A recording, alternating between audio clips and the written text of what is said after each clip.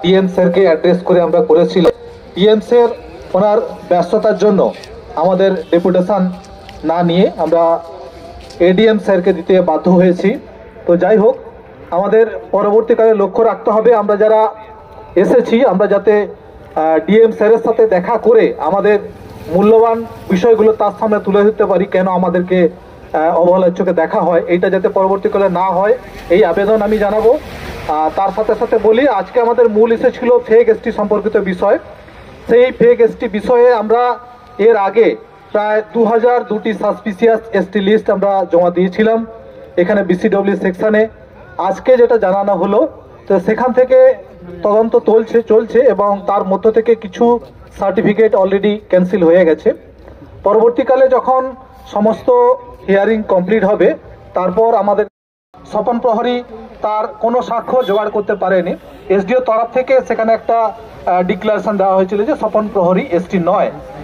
তারপর সেটা বিসিডব্লিউ সেকশনে ফরওয়ার্ড করার পর বিসিডব্লিউ সেকশন থেকে ঘুরে আবার ফরওয়ার্ড করে এসডিও অফিসে আসে, কিন্তু এসডিও অফিস তার ক্যান্সেলেশনে কোনো ব্যবস্থা করেননি। সে অবজেকশন আজকে জানিয়েছিলাম, এডিএম ম্যাডাম বলেছেন উনি এই বিষয়টা দেখভাল করবেন।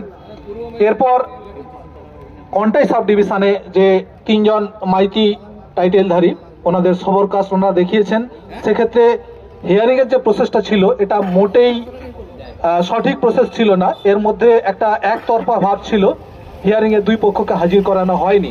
সেই বিষয়টা আজকে জানিয়েছি, উনি বলেছেন এই হিয়ারিংটা আবার ঘুরে করাবেন। এবং স্বপন প্রহরীর যে প্রথম যে জেনারেশন, যেটাকে তার বাবা বলতে পারি আমি, বাদল প্রহরী, তারও আবার ঘুরে হিয়ারিংয়ের ব্যবস্থা করাবেন বলেছেন। এর সাথে আমরা আরও যে সমস্ত বিষয়গুলো ছিল আজকে মেমোরেন্ডামে একটু না বললে নয়। আমাদের দুর্গাপুর সাব ডিভিশনের ক্ষেত্রে যেটা হয়েছে, ওখানে একজন মাহাতো টাইটেলধারী 2010 সালে সে ওবিসি সার্টিফিকেট বের করেছিল। তারপর 2011 সালে সে ভূমি সাবকাস্টের একটা সার্টিফিকেট এসটি সার্টিফিকেট বের করে।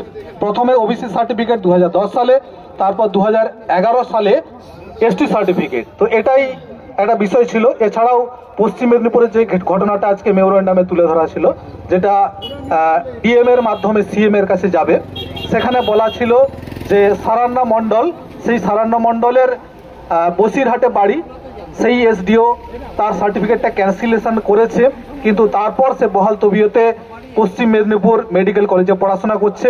সেই সম্পর্কে অবজেকশনটা আমরা ডিএম মারফত সোজা সিএম এর কাছে পাঠিয়েছি।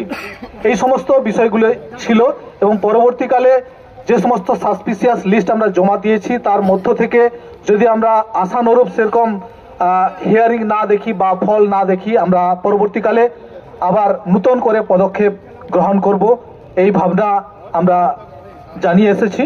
তো সবাইকে আবারও আজকের এই ডিএম ডেপুটেশনে বিভিন্ন জায়গা থেকে এখানে উপস্থিত হওয়ার জন্য ধন্যবাদ জানাবো। আজকের এই ডিএম ডেপুটেশনে উপস্থিত ছিলেন ভারত জাগাত মাঝি পারগানা মহল থেকে, উপস্থিত ছিলেন Haldia dock complex schedule type welfare অ্যাসোসিয়েশনের পক্ষ থেকে, উপস্থিত ছিলেন ভারত মুন্ডা সমাজের পক্ষ থেকে, উপস্থিত ছিলেন ভারতীয় আদিবাসী ভূমি সমাজের পক্ষ থেকে, রাস্কা মহলের পক্ষ থেকে, আরও হো সমাজ, অল ইন্ডিয়া আদিবাসী হো সমাজের পক্ষ থেকে উপস্থিত ছিলেন, পূর্ব মেদিনীপুর খেরওয়াল গাঁওতার পক্ষ থেকে উপস্থিত ছিলেন, আরও বিভিন্ন সংগঠন আজকের এই ডিএম ডেপুটেশনে উপস্থিত হয়েছিলেন। সবাইকে জানাই পশ্চিমবঙ্গ আদিবাসী কল্যাণ সমিতির পক্ষ থেকে আন্তরিক শুভেচ্ছা, অভিনন্দন এবং হুলসাই জোহার। আজকের ডেপুটেশনের এই পর্ব আপাতত এখানে আপনাদের সিদ্ধান্তটা জানিয়ে দিলাম। নমস্কার, হুলসাই জোহার।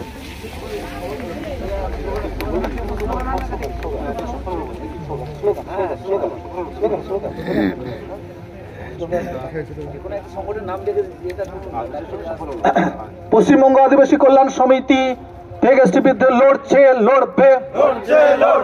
ভারতে অবৈধভাবে কুর্মীদের এসটি তালিকা অন্তর্ভুক্ত করা যায় না, যাবে না। আজকের ডেপুটেশনে আগত সবাইকে আবারও শুভেচ্ছা এবং অভিনন্দন এবং উৎসাহী জোহার জানিয়ে আমাদের ডেপুটেশনের কার্য এখানেই সমাপ্ত করছি।